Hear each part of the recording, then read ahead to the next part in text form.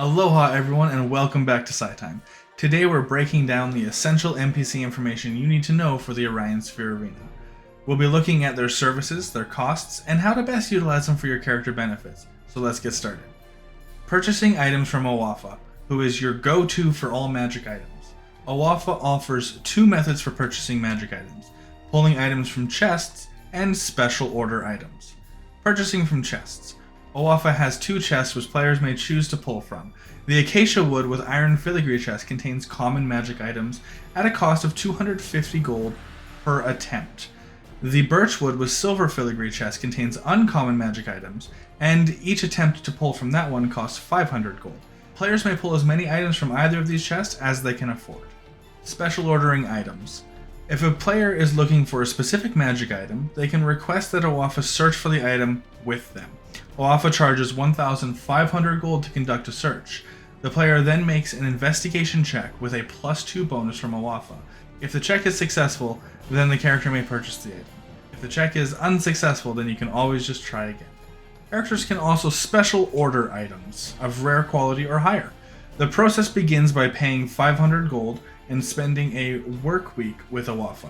The player then makes a Charisma Persuasion check to determine which magic item table they'll be allowed to roll on.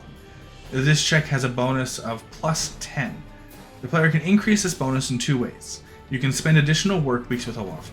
Each work week spent with Owafa beyond the first grants a +2 bonus on the Charisma Persuasion check, up to a maximum bonus of +10. Or you can spend additional gold. Every 4,000 gold that the player spends on this search grants a +1 bonus to the Charisma Persuasion check, up to a maximum of +10. Note that the total bonus from both work weeks and gold cannot exceed +10. Once the player has made the Charisma Persuasion check and determined which table they'll use, you'll receive 1 to 4 free rolls on that table. After using those free rolls, the player may choose to either drop down to a lower tier table or continue using the table that they landed on. Players may also spend downtime to roll on a table after their initial free rolls. You have two options here. Option number 1, spending a week of downtime, will allow you to roll a total of 30 more times on that table. The first 8 rolls are at a cost of 500 gold per roll. The next 8 rolls are at a cost of 1,000 gold per roll. The next 8 rolls after that are at a cost of 1,500 gold per roll, and the final 6 rolls are at a cost of 2,000 gold per roll. After completing these 30 rolls, you can choose to spend another week of downtime and roll 20 more times at a cost of 2,000 gold per roll. The second option is by spending a week of downtime and 1,500 gold, you'll be allowed to make an investigation check with a +2 bonus from Owafa to guarantee a specific item available for purchase. The item must be available on the table you're currently rolling on. This option can also be used to obtain items from the common and uncommon chests. However, you do not need to spend a week of downtime in order to do an investigation check in the common or uncommon chests. Next up, we have the NPC Lootwig. Lootwig is an NPC who can enchant weapons and armor, and who can also modify weapons in a number of ways. Enchanting items. Lootwig can enchant basic magic and mundane weapons and armor to improve them. This includes adding a +1, a +2, or a +3 bonus to weapons and armor. He cannot upgrade or alter named or special magic items or artifacts. The costs for enchanting items vary based on the enchantment level, the item type, and the material used. The tables provided show very good examples of what those prices are and how much downtime weeks they will cost and what you'll get from them. To go over some of these costs, weapons can get enchanted from +1 to +4 for a cost of anywhere from 85 gold to 255,000 gold, and ranging between 1 to 4 weeks of downtime. Armor can go from +1 to +3, ranging from 1,700 gold to 255,000 gold, also 1 to 3 weeks of downtime.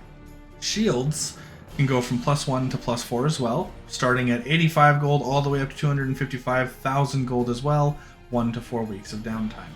Legendary enchantment effects. Lootwig can also add legendary enchantment effects to weapons, such as the Vorpal enchantment, for example.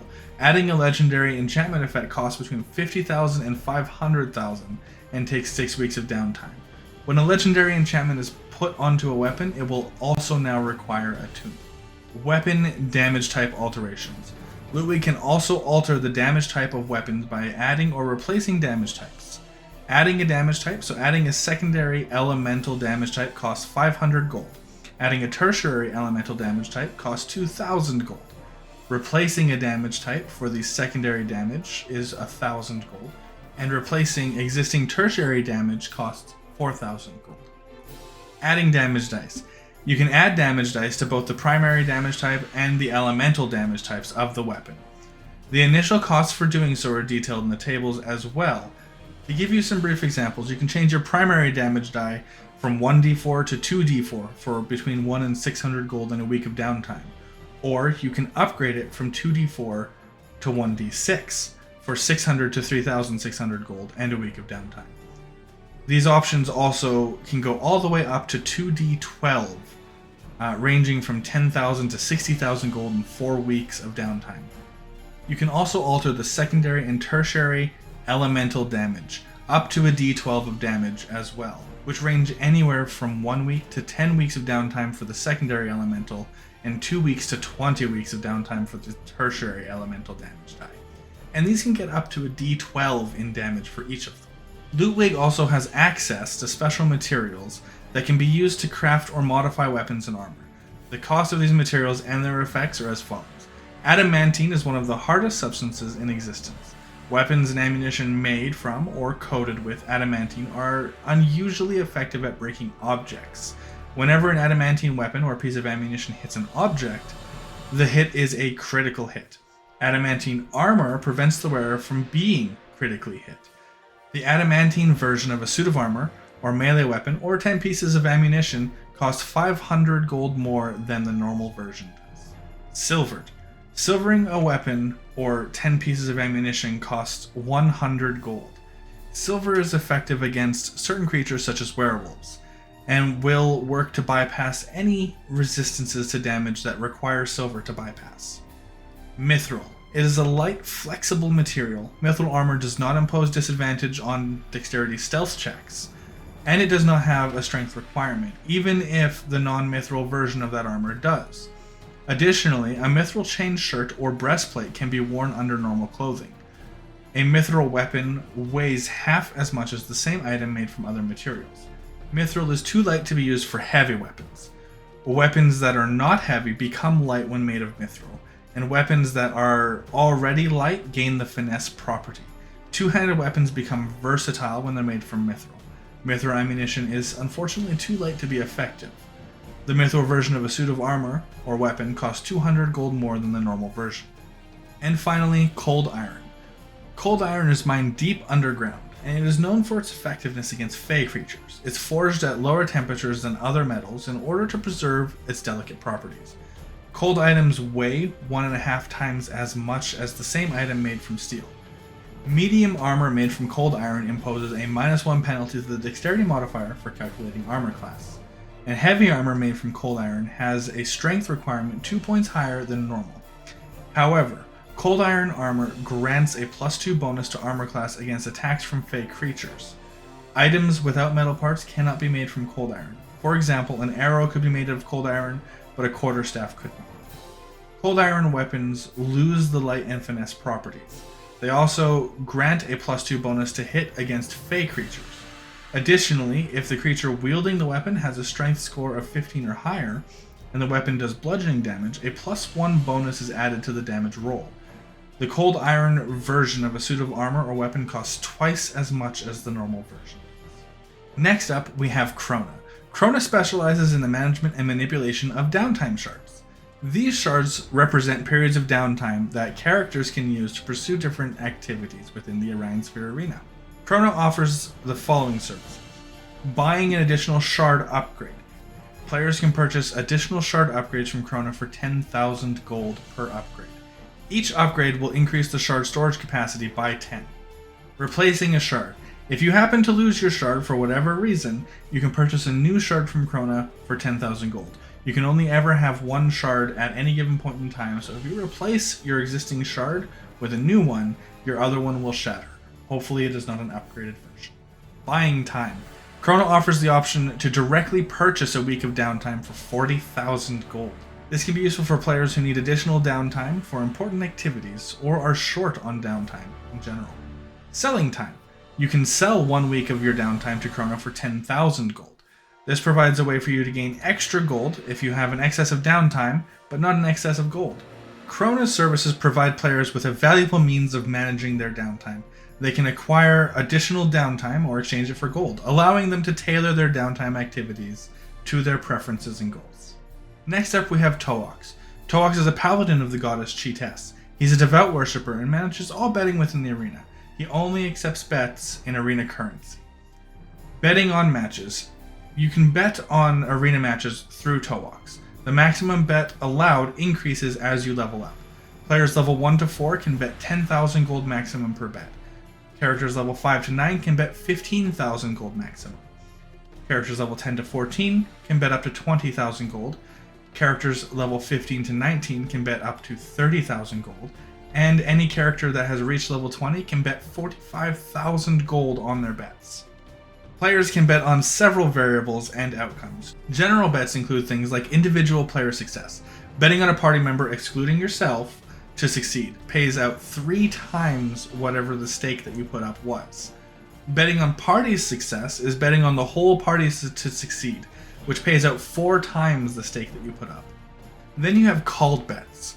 Called bets pay out 2 times the stake. Examples include dealing the killing blow to the final boss, getting the most killing blows among the group, not getting hit, never missing a shot, no potions used, largest damage dealt in a single turn between party and monsters, not falling below 25%, 50%, or 75% HP, never going prone. Any suggestion really that the betmaster likes and agrees to. And finally, what is success defined as? Success is defined as making it to the end of the match without dropping to 0 HP or lower at any point. Be that on a party bet or on an individual bet. If it's an individual bet, that individual cannot fall below 0 HP or you lose. If it's a party bet, none of your party members, including yourself, can fall to 0 HP or it is considered a loss. Next up, Toax also offers brutal bets. These are bets on additional challenges added to a match.